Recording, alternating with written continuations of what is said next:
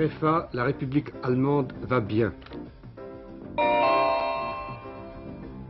Les OS sont en danger. Les polices parallèles en France. Madame, Monsieur, bonsoir.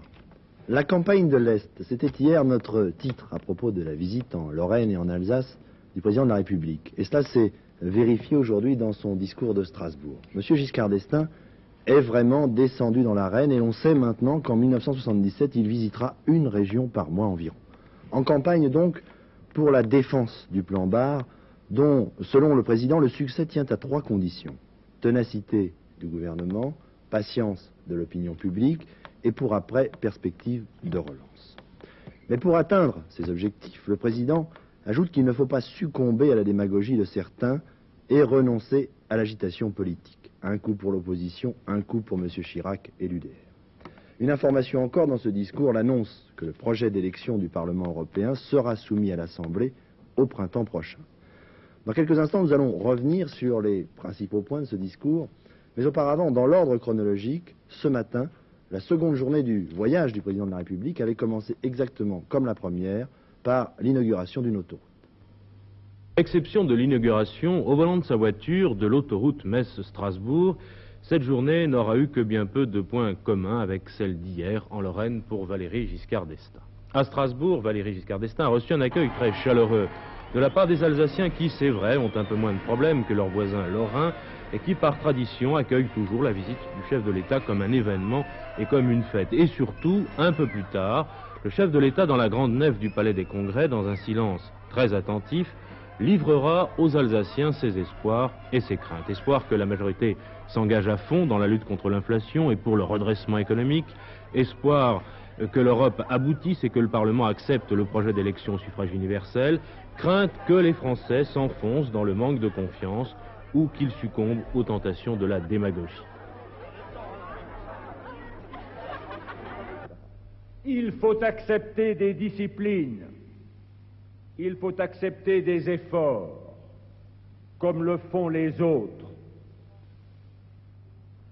Et on ne peut pas se contenter de la seule démagogie pour doctrine.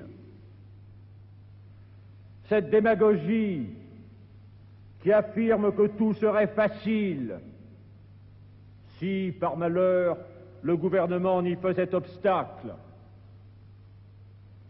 que chacun pourrait recevoir davantage en produisant moins et sans ruiner les entreprises. Cette démagogie qui s'attaque aux esprits pour les ébranler, aux désirs légitimes pour les exagérer et aux impatiences pour les exciter.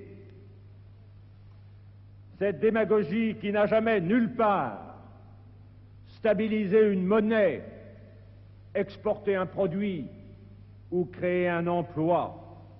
Non, véritablement, le moment n'est pas celui de l'agitation. Il est celui de l'effort, de l'unité et de l'action.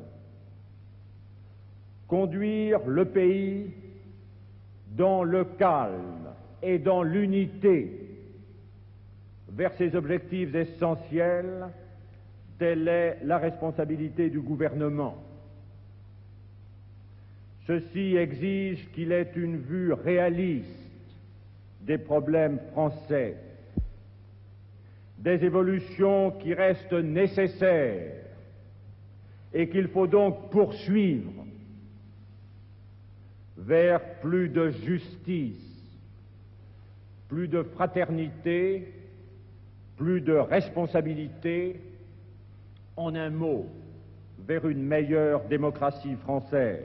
Voilà qui est clair, Giscard refuse de descendre dans l'arène politique, mais il entend bien que son gouvernement et sa majorité le fassent, qu'elle se batte, qu'elle donne l'exemple et que les Français le suivent. C'est ce que Valéry Giscard d'Estaing est venu dire ici, en Alsace, à travers les Alsaciens, à tous les Français.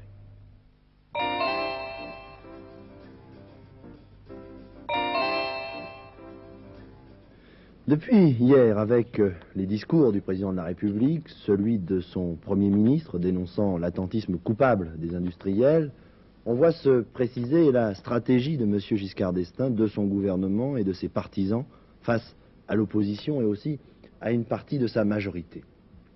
Une stratégie que l'on pourrait résumer par un slogan, le plan Barre, et rien que le plan Barre, mais tout le plan Barre. Mais derrière les mots, il y a toujours les faits et les chiffres.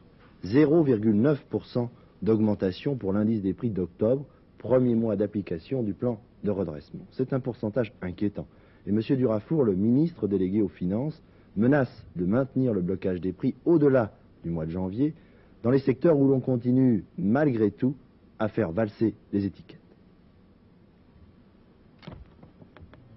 Une fois de plus, ce sont les produits alimentaires qui ont enregistré la hausse la plus forte, 1,2%. Il faut dire que les produits frais ne sont pas soumis au blocage. Ainsi, par exemple, en octobre, les prix des fruits et légumes se sont envolés, enregistrant une hausse de 2,5%. Mais ce qui est plus grave, c'est que parmi les produits dont les prix sont bloqués depuis le 1er octobre, certains ont largement augmenté. Parmi les produits industriels, c'est le cas par exemple de l'habillement, 1,1% en un seul mois. Reste enfin ce qu'on appelle les services. Là aussi, les prix sont bloqués, mais cela n'a pas empêché de nombreuses majorations. C'est par exemple le cas des tarifs des coiffeurs et surtout ceux des hôtels, des cafés et des restaurants. 1,3% en un seul mois. Enfin, les loyers, eux aussi bloqués, ne sont pas en reste. 1,1% de hausse. La seule question qu'on peut se poser, c'est que s'il s'avérait qu'au mois de novembre et au mois de décembre, les résultats sont aussi médiocres en ce qui concerne les services, un certain nombre de services, et notamment ceux que j'ai cités, retrouveraient très difficilement les voies de la réglementation antérieure. En d'autres termes, quel que soit le désir de M. Barre, de M. Durafour de mettre un terme au gel des prix le 31 décembre, s'il s'avérait qu'un certain nombre de services continuent à déraper, il est vraisemblable que le gouvernement serait amené pour quelques services à envisager la prorogation du gel. Cet indice d'octobre, avec ses 0,9% de hausse, et c'est vrai, presque plus grave que le 1,1% de septembre, dans la mesure où le gel des prix est entré en vigueur le 1er octobre. Alors, est-ce à dire que le plan Barre est en train de capoter? Voyons ça de près. Le front des prix est enfoncé à son endroit le plus faible, vous l'avez entendu, c'est-à-dire celui qu'aucune réglementation sérieuse ne protège, les produits alimentaires frais. Ce n'est pas rien. Près de la moitié des achats quotidiens d'un ménage. Le gouvernement avait pris le risque de tenir ce secteur en dehors du blocage des prix, un risque peut-être inévitable, mais psychologiquement dangereux. Allez donc faire croire aux Français que la hausse des prix est jugulée ou en voie de l'être quand ce qu'ils achètent tous les jours pour leur subsistance ne cesse d'augmenter. Deuxième secteur enfoncé sur le front des prix, celui des prestations de services. Ces prestations de services sont l'affaire des travailleurs indépendants. Ces derniers se sentent-ils, dans le climat politique actuel, virtuellement à l'abri d'éventuelles mesures autoritaires et contraignantes? Les menaces à leur égard du ministre délégué aux Finances et du directeur des prix que nous venons d'entendre conduisent à penser que tel était l'état d'esprit de certains d'entre eux, d'où des hausses abusives de tarifs. Dans les autres secteurs, le plan Barre a un effet certain. Cet effet bénéfique a même dû s'amplifier depuis le 1er novembre. Une fois de plus, malheureusement, il sera camouflé par la forte hausse des carburants. Si bien qu'il faudra attendre fin janvier pour connaître un indice des prix plus raisonnable. Ce long délai entre le lancement à grand fracas d'un plan de lutte contre l'inflation et ses effets tangibles, cette longue attente génératrice de scepticisme est sans doute ce qui menace le plus la réussite de l'entreprise de M. Raymond Barre, d'où cet appel à la patience du chef de l'État. Dans ce genre de choses, les effets psychologiques sont déterminants. Dans son discours de Strasbourg, le président de la République a divisé les nations en deux groupes. Un premier, composé de pays ayant vaincu l'inflation, le second regroupant tous ceux qui ont échoué ou n'ont pas voulu lutter et qui sont au bord de l'effondrement. Pour M. Giscard d'Estaing, la France se situe entre les deux et doit faire tout son effort pour recoller, comme on dit dans le jargon cycliste, au peloton de tête. Dans ce premier groupe de pays forts, on trouve bien sûr au premier rang l'omniprésente Allemagne de l'Ouest. Pour vous en convaincre, je vous donnerai d'abord un chiffre. Aujourd'hui, à la Bourse de Paris, un Deutschmark valait 2 francs 08, plus du double. Et puis une information. En Allemagne fédérale, le prix de l'essence vient de baisser 3 fois au cours des 2 derniers mois.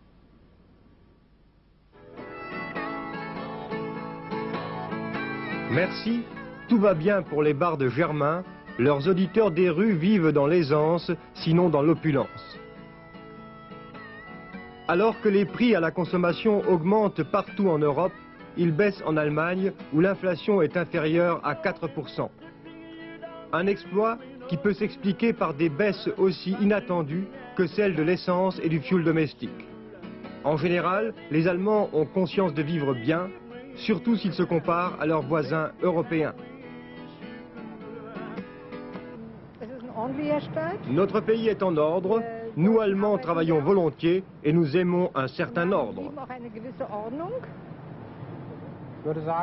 Nous allons matériellement bien, c'est vrai, c'est dû à une politique économique bien conçue et aux ailes des travailleurs de toutes nos couches sociales. Merci, ça va bien pour les Allemands des rues. En 77, il est déjà probable que syndicats et patrons s'entendront sur un accroissement de 3% du pouvoir d'achat. Dans un pays où les 950 000 chômeurs actuels touchent la quasi-intégralité de leur salaire, on pourra continuer à garnir son réservoir d'essence. L'Allemagne possède en effet les réserves monétaires les plus élevées du monde. De quoi payer son pétrole durant 8 ans et couvrir les dépenses que font à l'étranger des Allemands saisis par la fièvre des voyages. Les Allemands, vraiment, ils profitent de la bonne condition des marques parce que maintenant, c'est moins cher de passer ses vacances dans des pays étrangers.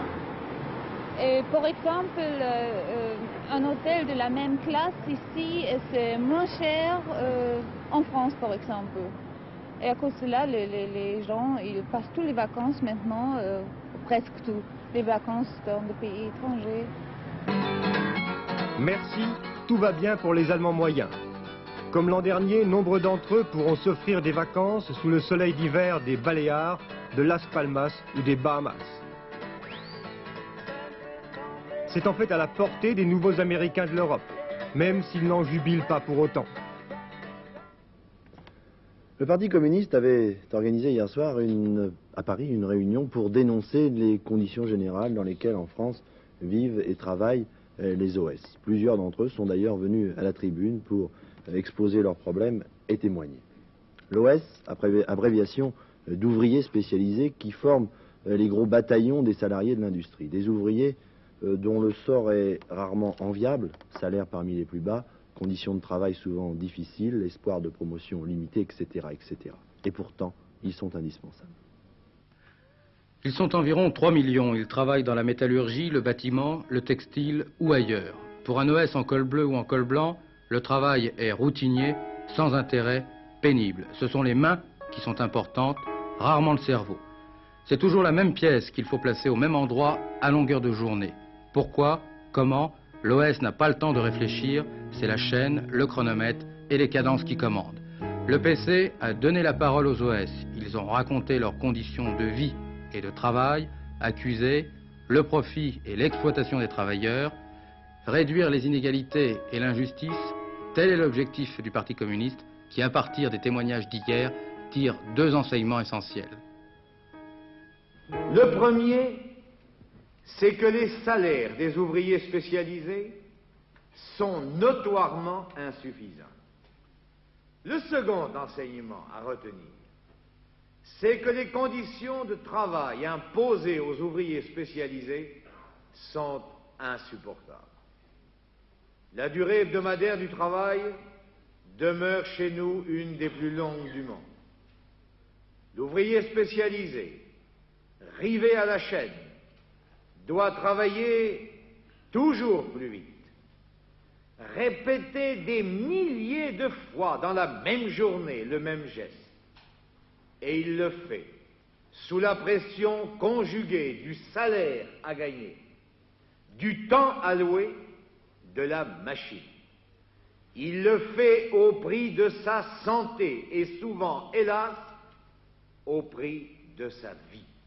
Il y a maintenant 9 mois que le gouvernement s'est attaqué à la revalorisation du travail manuel. On avance, lentement peut-être, mais pour Lionel Stoléru, la critique est plus facile. Si nous progressons dans la revalorisation du travail manuel et du travail des OS en particulier, M. Marchais n'y est pour rien. En effet, chaque fois que je propose une mesure au Parlement, j'observe, pour la loi sur la prévention des accidents du travail, on aurait pu penser que c'est une loi qui intéresse les travailleurs, le Parti communiste et M. Marchais ont voté contre. La loi sur le repos compensateur, il n'y a eu que des critiques de la part du Parti communiste à l'Assemblée. Et pourtant, les heures supplémentaires, on pourrait penser que ce sont des avantages dont les travailleurs ont besoin. J'avais créé au Parlement un intergroupe travail manuel en demandant à tous les députés de venir travailler avec nous sur les mesures. Ce groupe est ouvert à tous. J'observe que seuls les groupes de la majorité sont venus et travaillent avec nous. Les groupes du Parti communiste ne sont pas venus. Naturellement, il n'y a pas la télévision, il n'y a pas la presse. On travaille sur le fond, sérieusement, ça ne fait pas grand bruit. Et l'opposition préfère être dans la rue à faire des discours. Quand n'y aura-t-il plus d'OS? Demain? Après-demain? Pour toutes les sociétés industrielles, la question est fondamentale. La réponse est et sera difficile à trouver.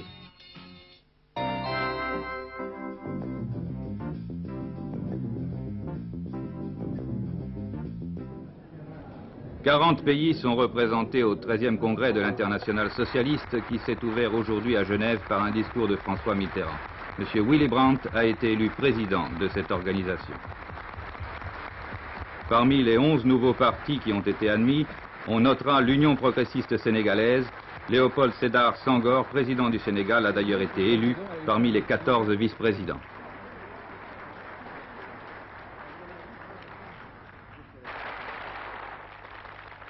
La première pierre du mausolée de Mao Tse-tung a été posée par le successeur du grand timonier, Hua Kuo-feng, sur la place Tian'anmen à Pékin.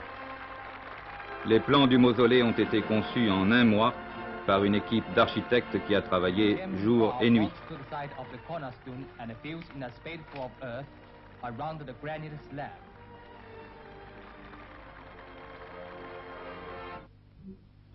On aurait maintenant dénombré plus de 7000 morts à la suite du séisme de mercredi dernier.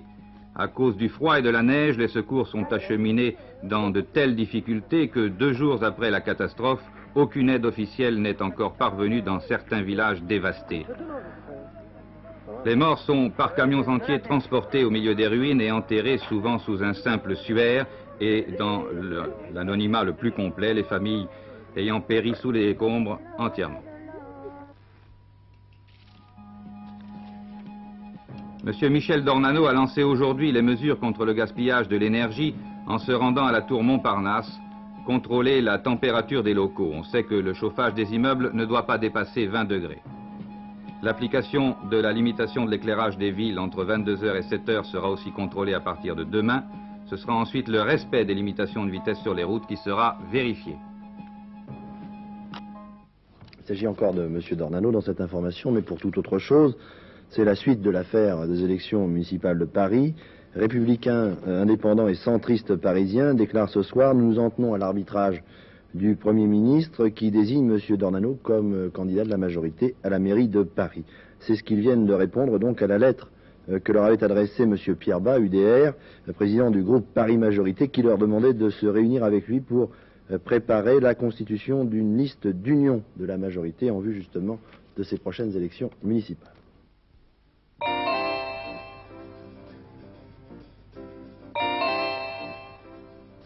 Depuis quelques années, l'augmentation du petit banditisme, de la petite délinquance, a mis en lumière le problème du manque d'effectifs de la police, auquel, pour certains, il faut ajouter sa mauvaise utilisation.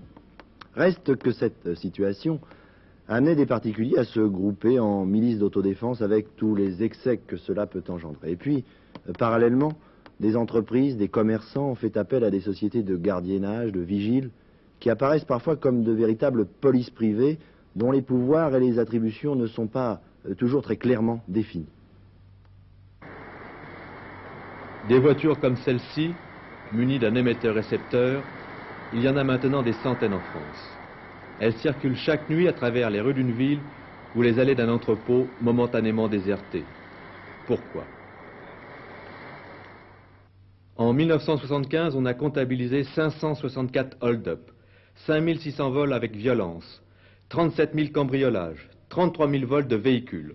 On a beau leur dire que ce n'est pas nouveau, les citoyens tolèrent de plus en plus difficilement l'insécurité et parfois ils y réagissent mal.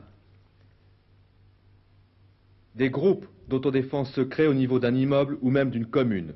Les ouvriers, les commerçants, les habitants d'une cité s'arment. Ils tentent d'assurer eux-mêmes une sécurité que la police ne contrôle plus. D'autres, possédant des moyens financiers suffisants, s'offrent leurs gardiens professionnels, les banquiers, les industriels, les grossistes par exemple. Au hall de Rungis, près de Paris, des gardiens patrouillent toute la nuit.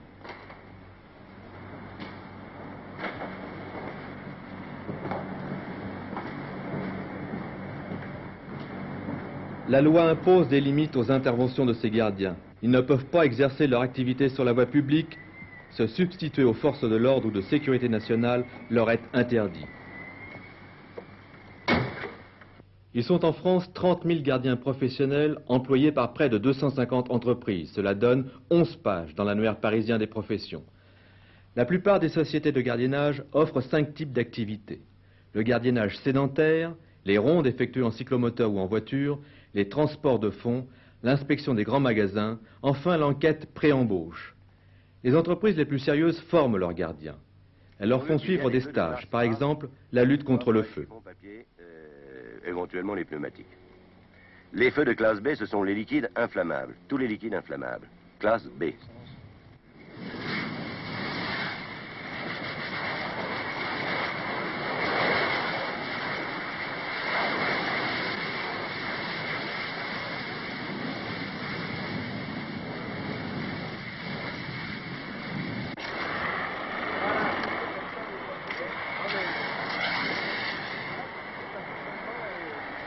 Dès que vous serez prêt, commencez le feu.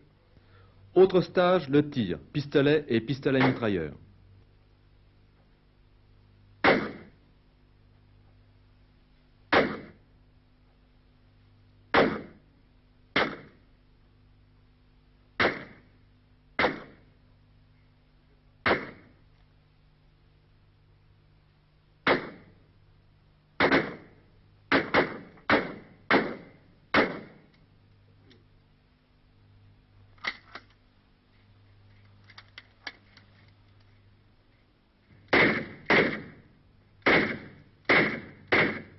La réglementation du port d'armes pour ces gardiens est la même que pour les particuliers. L'aspect le plus spectaculaire de ce port d'armes, c'est évidemment le transport de fonds. Certaines sociétés de gardiennage possèdent de véritables blocos. Elles y entreposent l'argent ou les valeurs qu'elles ne peuvent pas convoyer le jour même.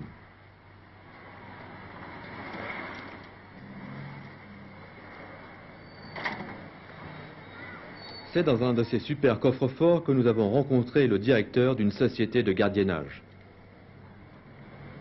Il serait assez long de définir la sécurité. Nos actions sont des actions préventives, puisque nous sommes pour surtout la protection des biens, des installations économiques pour le pays, et en particulier, comme vous le voyez, des transports de fonds, des transports de valeurs. Mais bien sûr, nos activités s'étendent aussi à du gardiennage dans des raffineries de pétrole, dans des laboratoires, etc. La sécurité dans une entreprise, c'est aussi le personnel que le patron embauche. Vous proposez aussi, je crois, ce que vous appelez des enquêtes pré-embauche. Que recherchez-vous dans ces enquêtes? Vous coupez? Coupez ça. Coupez? Je voudrais pas qu'on parle de ça. Et pourtant, ce service est proposé en toutes lettres sur l'annuaire. Il s'agit d'enquêter sur la personnalité d'un demandeur d'emploi. L'employeur désirant connaître le passé, les opinions ou la vie privée d'un candidat. Quant aux gardiens, nous n'avons pas eu le droit de les interroger. Dans leur grande majorité, ils sont jeunes. Sans qualification professionnelle, on leur propose pourtant un métier bien rémunéré. Leur travail est payant, celui de la police gratuit. Alors? La police pourrait être qualifiée, est en nombre suffisant, mais surtout elle est mal employée. La police est paralysée journellement par des tâches que j'appelle parapolicières, la garde des ambassades, la garde des hôpitaux, enfin toutes sortes de gardes. On mange cette police à toutes les sauces, on lui fait faire tout, sauf de la sécurité publique. Ce qui peut expliquer le développement, le succès de ces compagnies de surveillance. Sécurité, prévention, oui. Mais certains excès ont été commis par le passé. Un texte préparé par le ministère du Travail précise que toute action de police autre que le gardiennage, est de la compétence de l'État. La météo pour terminer. Après des gelées ce matin sur l'Aquitaine, les températures restaient basses au début de l'après-midi du Val-de-Loire à la Garonne.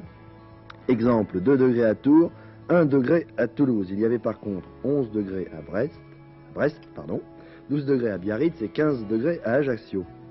Demain, le temps restera frais et brumeux dans le sud-ouest, tandis que les éclaircies seront belles près de la Méditerranée. Partout ailleurs, le ciel sera ou deviendra très nuageux avec des pluies éparses et des vents forts sur la Manche. Après une amélioration passagère dimanche, de nouvelles pluies sur la moitié nord de la France, mais de belles éclaircies sur le midi. Voilà, ce journal est terminé. Au nom de toute la rédaction d'Antenne 2 qui l'a préparé, je vous souhaite une excellente soirée, mais avant de nous quitter, le rappel des principaux titres. Valéry Giscard d'Estaing appelle à l'effort et condamne la démagogie. Si l'indice des prix ne baisse pas, le blocage pourrait se prolonger en janvier. Allemagne fédérale, l'inflation y est maîtrisée. 7000 morts. Demain, le dossier est ramené par nos envoyés spéciaux. À 22h40, le dernier journal d'Antenne 2.